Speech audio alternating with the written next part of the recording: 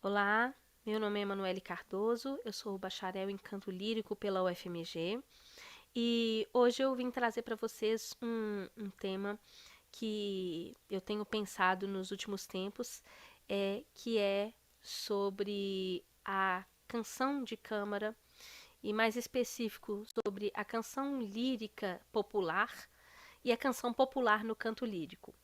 E, enfim, esse foi um nome que me surgiu depois de algumas reflexões sobre o repertório que a gente acaba trabalhando dentro da nossa formação no canto lírico e as peças que são bastante recorrentes nos repertórios. E aí eu fui ver como era essa canção fora do universo do canto lírico e percebi que muitas dessas obras elas são interpretadas de uma maneira diferente por cantores populares.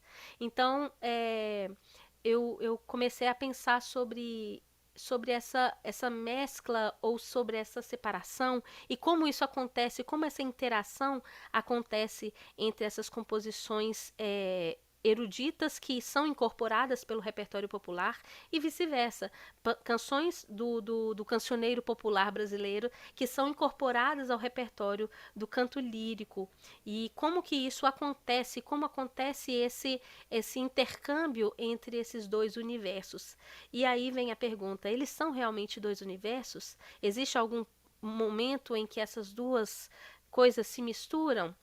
E aí veio esse questionamento. Bem, canção lírica brasileira, existe canção lírica brasileira? Sim, existe um repertório muito grande, um universo muito grande de canções inclusive óperas também, que são composições brasileiras, de compositores brasileiros, e, e que a gente conhece muito pouco. A gente vê esse repertório sendo muito restrito, às vezes, ao meio musical, ao próprio meio dos cantores e instrumentistas, e, e poucas dessas peças furam esse universo, essa bolha da música erudita e chegam até o público, que, em teoria, eu acho que seria esse público que deveria estar é, recebendo dessas obras e podendo degustar desses repertórios também, apreciar esses repertórios. É, e eu me encantei pela canção brasileira quando eu comecei a estudar o canto lírico. A minha professora, na época, me apresentou uma vastidão de músicas maravilhosas que eu não conhecia. Algumas peças eu já conhecia, mas conhecia às vezes com uma outra roupagem, com uma roupagem mais popular, com uma instrumentação mais dentro dessa estética da música popular. E a gente fazia esses concertos didáticos para as crianças e eu vi o quanto as peças eram capazes sim de chegar até as crianças e elas admiravam aquilo, gostavam do que a gente estava realizando ali e eu vi que a gente poderia ir muito além naquele repertório que era tão pequenininho, mas que a gente quando vai pesquisando, você vai descobrindo um universo muito grande de canções. E aí vem esse questionamento do canto lírico versus o canto popular. Como funciona essa mescla ou essa divisão? Até onde vai o canto popular, até onde vai o canto lírico? Essas duas estéticas, elas são realmente tão distantes dentro da canção? E aí eu fui pesquisar o que é canção. E aí rapidamente o dicionário fala assim: é uma peça monofônica cantada na Idade Média pelos trovadores, composição lírica particularmente do século XVI, de origem italiana, de assunto amoroso que desenvolve em cada estrofe um aspecto diferente de tom melancólico. Peça musical curta, erudita ou popular, para uma ou mais vozes que pode ser cantada com ou sem acompanhamento instrumental. Composição escrita para musicar um texto literário, geralmente um poema, ou um poema feito para ser musicado e que tem como objetivo o canto. É interessante que aqui ele já traz essas palavras, erudito, popular, ele já traz isso. E aqui ele não faz essa distinção, ele fala erudita ou popular, que pode ser cantada com ou sem acompanhamento instrumental.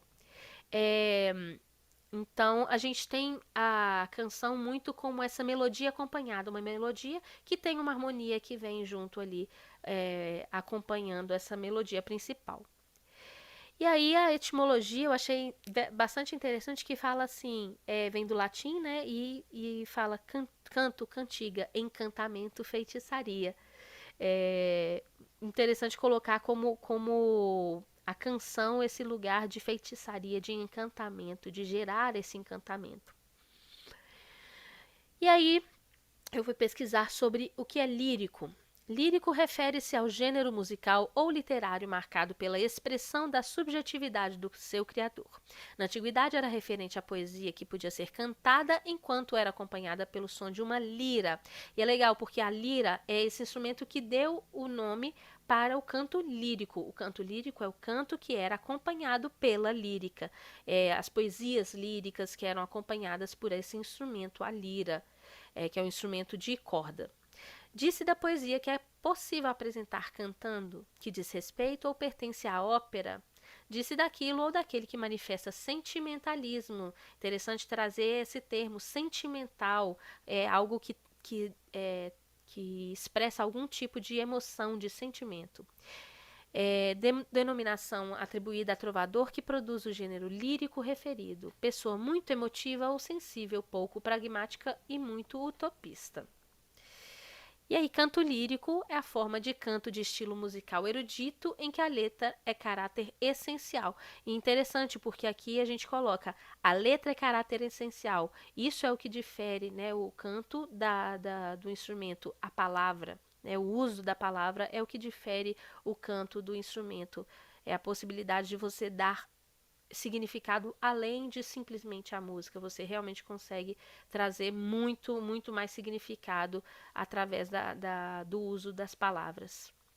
E aí, popular, que pertence ao povo, que concerne ao povo, que recebe aprovação de povo, que tem simpatia da maioria, muito conhecido, notório, feito ou pensado para atender às necessidades do povo, realizado ou construído por pessoas com pouca ou nenhuma instrução. Pulei algumas coisinhas aqui para ser mais objetiva.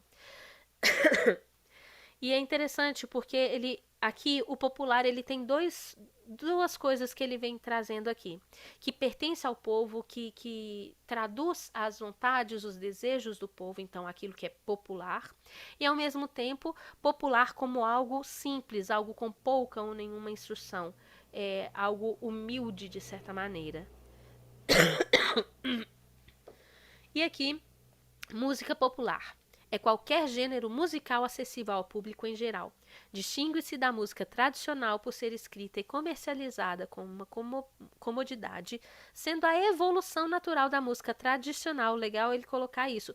A evolução natural da música tradicional, que é aquela transmitida de geração em geração, aquelas músicas de tradição oral que são passadas de pai para filho, de filho para o filho, de filho para o filho, de filho para o filho. São músicas que muitas vezes acabam sendo modificadas de acordo com o tempo, então elas não têm uma regra específica de ela é desse jeitinho, tudo, porque não existia uma partitura.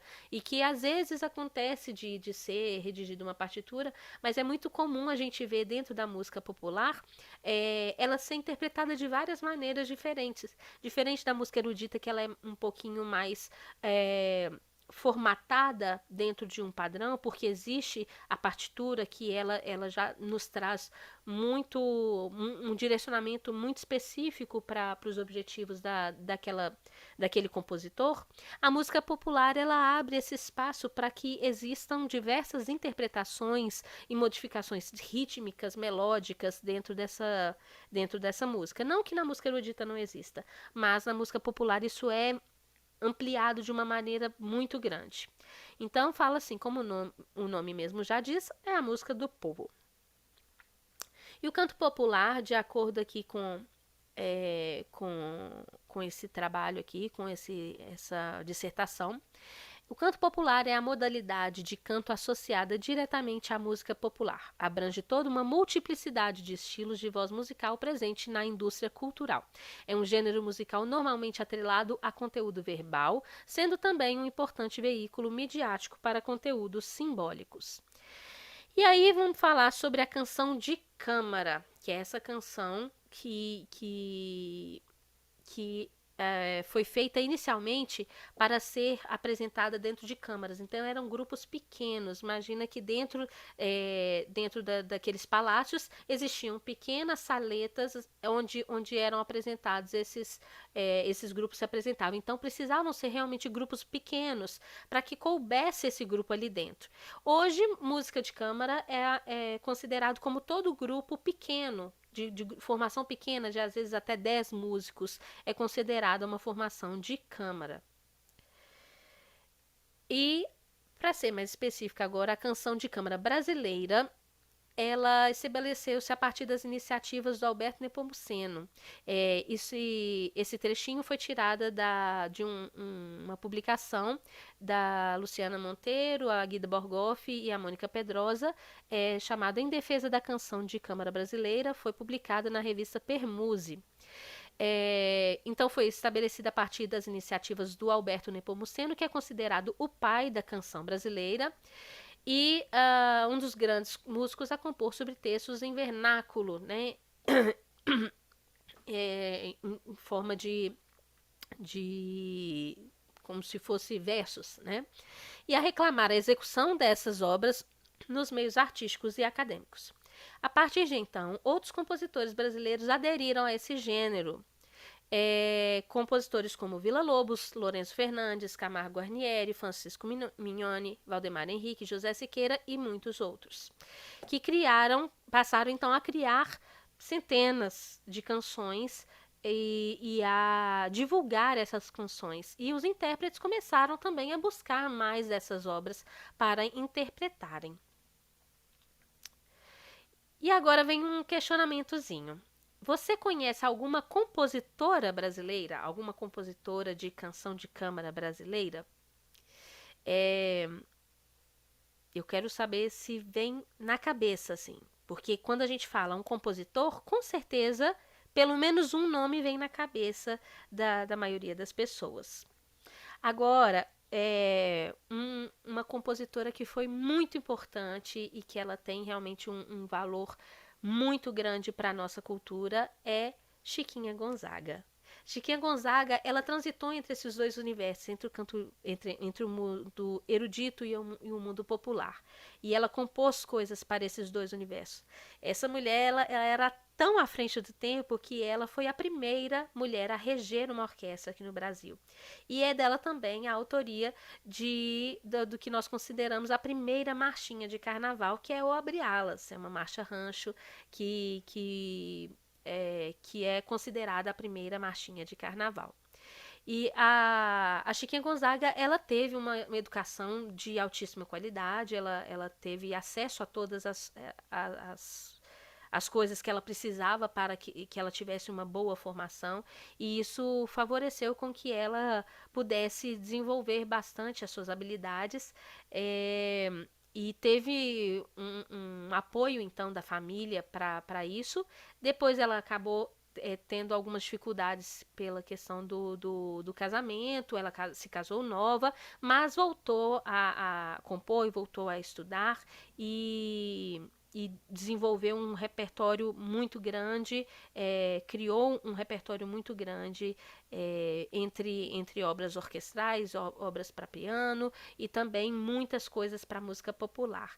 Então ela se consagrou como essa grande compositora, e ela teve muito interessante, ela teve uma relação muito grande com o teatro, e ela chegou a fazer ela musicou para essa peça Forrobodó, que é do teatro de revista, e conseguiu se manter aí por mais de 1.500 apresentações, e ela colecionou então durante sua vida aí mais de 2.000 composições de sua autoria, o que é uma quantidade bastante grande aí para a gente explorar.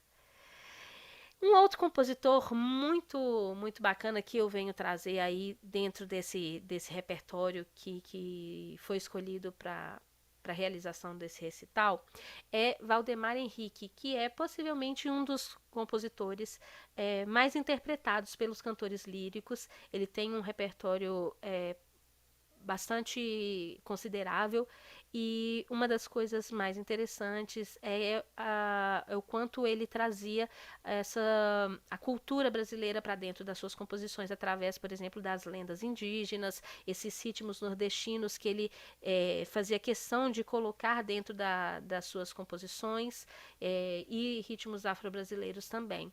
Então, Valdemar Henrique, ele tem um ciclo de canções que é muito conhecido, muito interpretado, são das lendas amazônicas, onde tem, por exemplo, a lenda do Irapuru, que está dentro do nosso recital, foi do Botussinhá, e várias outras canções. Um compositor muito importante para a nossa história. Agora, o compositor possivelmente mais conhecido, não só no Brasil como fora, esse grande expoente da música nacional. Ele participou, né, da Semana de Arte Moderna. Villa-Lobos foi esse compositor que conseguiu traduzir na sua música muito da nossa cultura. E Villa-Lobos, ele fez uma coisa muito bacana, que é uma prática que vários compositores no mundo já fizeram, e que ele fez também e fez muito bem, que é a da harmonização.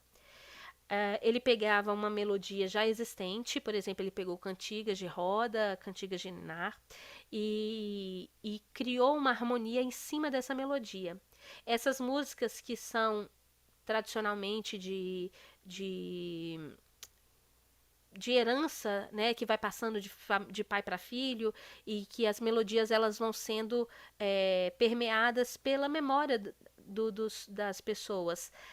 Villa-Lobos pegou e passou isso para a partitura e criou em cima disso uma harmonia bastante complexa, e muito rica também. E essas obras ficaram bastante conhecidas também.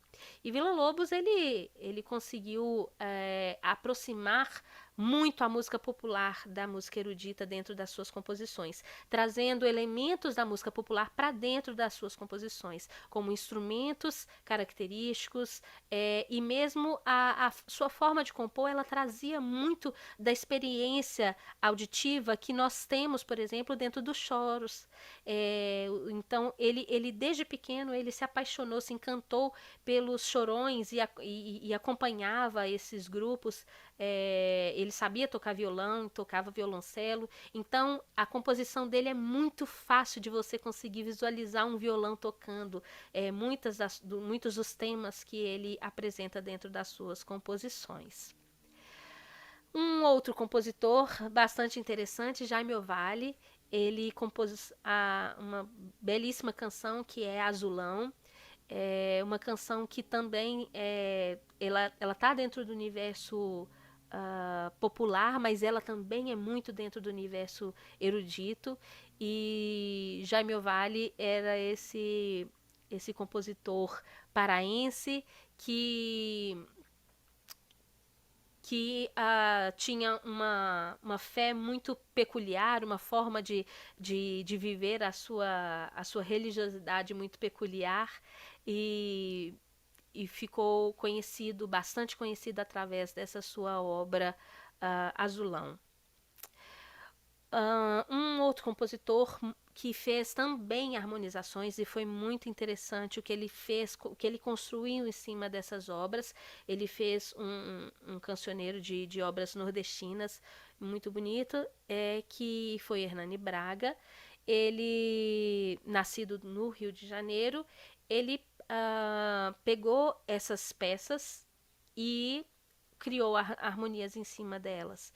E essas obras que eu particularmente conheci quando eu era pequena, através de CDzinhos com canções infantis, algumas canções folclóricas, ele consegue pegar essas melodias já conhecidas e criar uma harmonia bastante complexa em cima dessas músicas e cria uma riqueza de detalhes que só prestando muita atenção para a gente conseguir captar cada um dos temas que ele vai apresentando. É muito interessante, por exemplo, dentro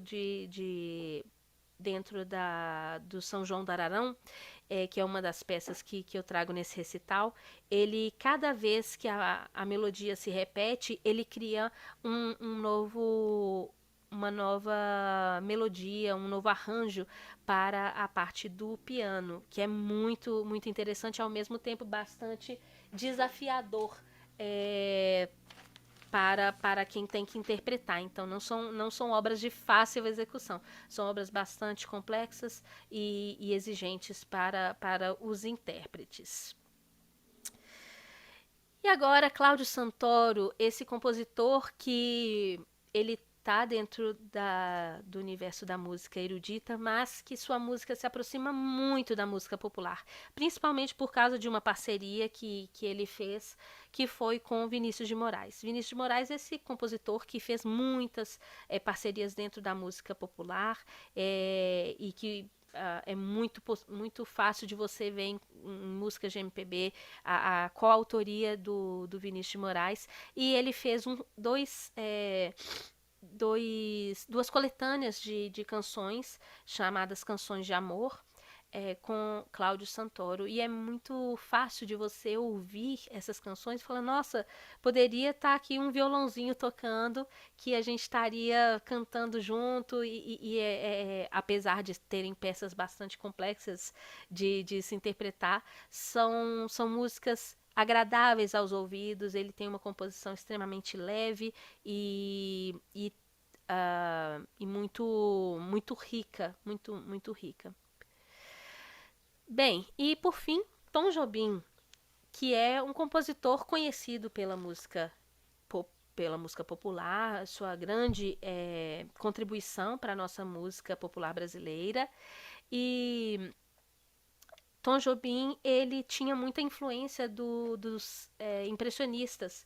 Então, é bastante perceptível dentro da sua música essas influências dentro das harmonias que ele cria para acompanhar as músicas.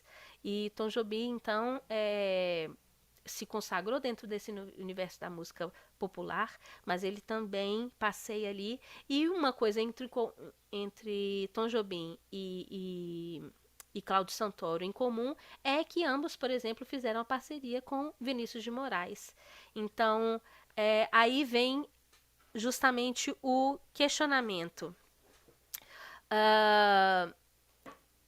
Qual a diferença entre música popular e a canção erudita? O que realmente consegue separar esses dois universos? É possível separar esses dois universos? E aí, então, assim, o que eu venho falar não são verdades absolutas o que eu venho dizer, são questionamentos e conclusões minhas, mas que podem sofrer modificação aí de acordo com o tempo. Mas o que eu percebo é que o que difere a música popular da música erudita está muito mais na forma como se interpreta do que necessariamente na forma como se compõe. Muitas vezes a composição dita popular, ela tem uma complexidade harmônica que ultrapassa, inclusive, as complexidades de algumas peças eruditas. E então, o que vai distanciar esses dois mundos, a música erudita e a música popular, não é necessariamente a música, o papel, a escrita dessa música, mas a forma como ela vai ser interpretada, tanto questão de estética, quanto em questão das liberdades que a música popular muitas vezes permite.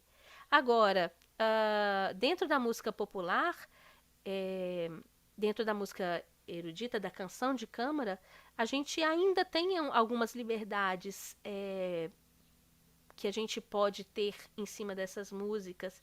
E aí eu acho que vai muito do gosto do próprio intérprete e também de um certo bom senso de saber até onde você vai respeitando uma certa estética que a gente vem assistindo, mas ao mesmo tempo tentando imprimir dentro daquela sua interpretação a sua própria leitura daquela música. Como se interpreta a canção de câmara brasileira? Eu acredito que a canção de câmara brasileira ela está num lugar que ela está entre a canção popular, colocada como popular, uma estética mais aberta, menos com mais liberdades interpretativas e rítmicas de várias maneiras, e essa música dita ópera, esse canto lírico com bastante vibrato, muita impostação de voz, porque dentro da canção, uma das coisas que mais me chama a atenção é a importância do texto e a música, o resultado sonoro, ele não pode ultrapassar o sentido do texto. Ele tem que vir para ajudar a compreensão daquele texto e não para roubar completamente a cena. Então não adianta um intérprete que chegue simplesmente para mostrar sua bela voz se aquela música não faz sentido daquela maneira. Então existe um lugar do bom senso entre mostrar as potencialidades da minha voz, as possibilidades que a minha voz tem, ao mesmo tempo valorizando aquilo que o compositor trouxe. Então, eu acho que nem tanto para um lado, nem tanto para o outro é um lugar que a gente consegue ouvir a canção de uma maneira agradável. É correta essa troca entre o popular e o erudito? E eu diria que não é nem só correto, ela é necessária. E aí isso me leva à próxima pergunta, que é o que fez essas obras se popularizarem? Essas obras que eu trago, elas foram escolhidas a partir da minha memória mesmo. Eu fui pensando que músicas que eu já vi sendo interpretadas por cantores populares, por cantores da música popular. E fui fazendo uma listagem com essas músicas e uma semelhança que eu pude observar entre essas canções todas é que essas músicas se aproximam, criam conexão com o universo das pessoas que ela vem representar. Então ela dialoga muito com a nossa cultura popular, ela dialoga com as nossas festas populares, com as nossas músicas populares, ela dialoga com os ritmos de diversas partes do nosso país, desde a chula até o candomblé, até o forró. Ela conversa com esses universos de uma maneira a criar uma identificação. Eu acho que isso é o que difere essas obras de outras obras que às vezes não tiveram tanta relevância. Então, eu acho que ao invés da gente separar entre o que é lírico e o que é popular, eu acho que aqui na canção a gente tem que identificar o que pode ser desses dois universos e que está ali coexistindo nessas canções. E eu acho que isso vai trazer muito mais pessoas para conhecer esse universo que é bastante vasto e que infelizmente a gente ainda tem um acesso muito pequeno das pessoas a essas canções. Bem, então são essas os questionamentos, e agora eu queria trazer para vocês algumas interpretações que eu achei na internet dessas canções que eu trago dentro do nosso repertório aqui do recital e que foram interpretadas de maneiras bastante diferentes, e eu quero pontuar alguns desses elementos aqui. Certa vez de montaria eu desci o Paraná, caboclo que remava não parava de falar, não parava de falar, e caboclo falava e com... Muito interessante que aqui a Lucinha Bastos ela traz uma instrumentação bastante rica, muitos instrumentos, e ela traz esse ritmo bastante brasileiro, que é o samba. Então, a batida do samba traz um ritmo um pouquinho mais acelerado para a música. Ela faz alterações também no ritmo do texto, na forma como ela coloca o texto, e ficou muito, muito, muito bacana. Agora uma outra interpretação aqui de coro. Que caboclo falador, que mangaba de visagem, que matou surubu, que jurou com pafulagem, que pegou Irapuru. Que pegou Irapuru. Que caboclo tentador. Aqui ele já mescla a orquestra com a parte do coro e cria uma segunda melodia para acompanhar a melodia principal, fazendo uma divisão de vozes dentro do coro. Agora uma outra interpretação, onde ela traz o acompanhamento de violoncelo e percussão.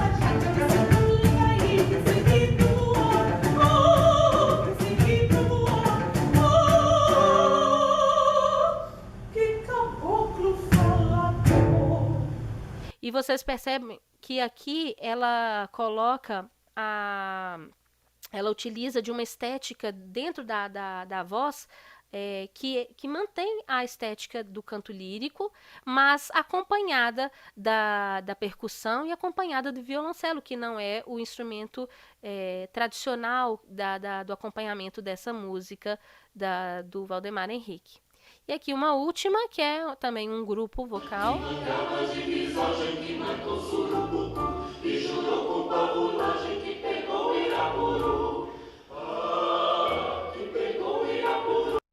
Aqui ele já traz esse ritmo um pouquinho mais latino, é uma batida um pouquinho diferente, a música mais lenta, já uma outra forma de enxergar essa mesma música. Então aqui vocês viram que nós tivemos 4 versões diferentes da interpretação dessa música, o Irapuru. Agora, a música Ouve o Silêncio, do Cláudio Santoro. Ouve o silêncio que nos fala tristemente desse amor. Aqui a música foi bastante modificada, tem a melodia principal, mas o ritmo está bem modificado, tem a inclusão também do acompanhamento do violão, vozes com uma harmonia bastante dissonante, então ele traz já uma outra leitura dessa música composta pelo Cláudio Santoro. Aqui a gente vai ter um duo mais violão.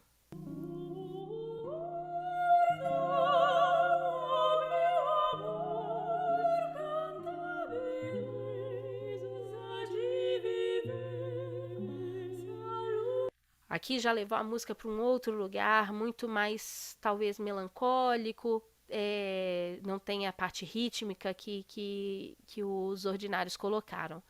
Agora aqui, uma música que é composta para voz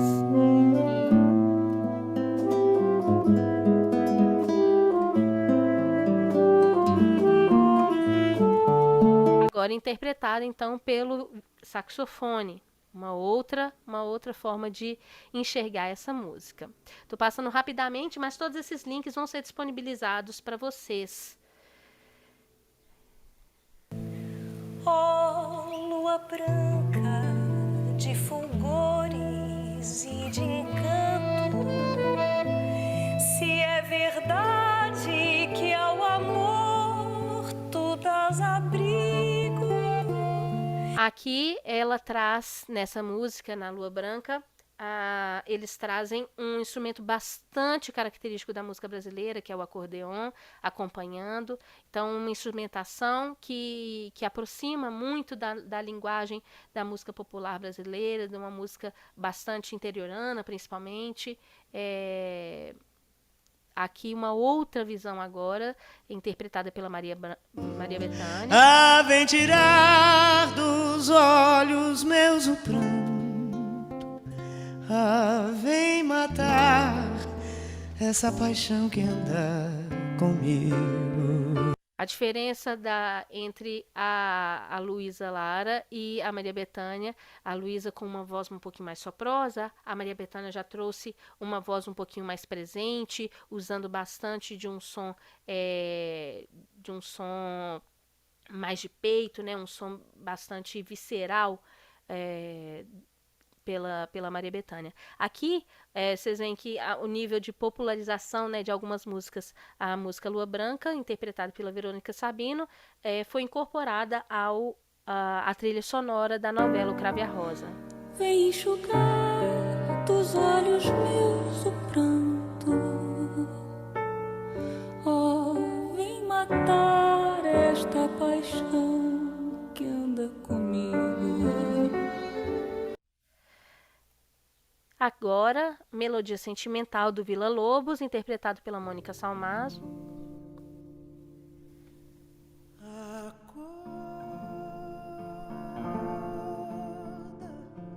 Vem ver a lua que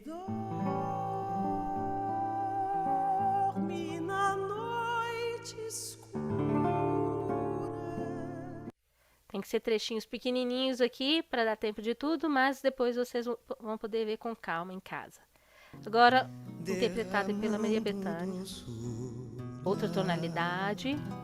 Branca chama silêncio. E aqui ela oitava para conseguir alcançar a nota.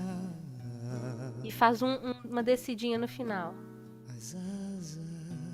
Modificações do ritmo também.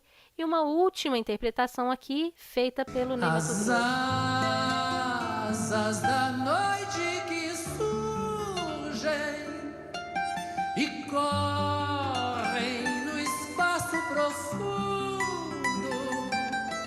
Ó doce.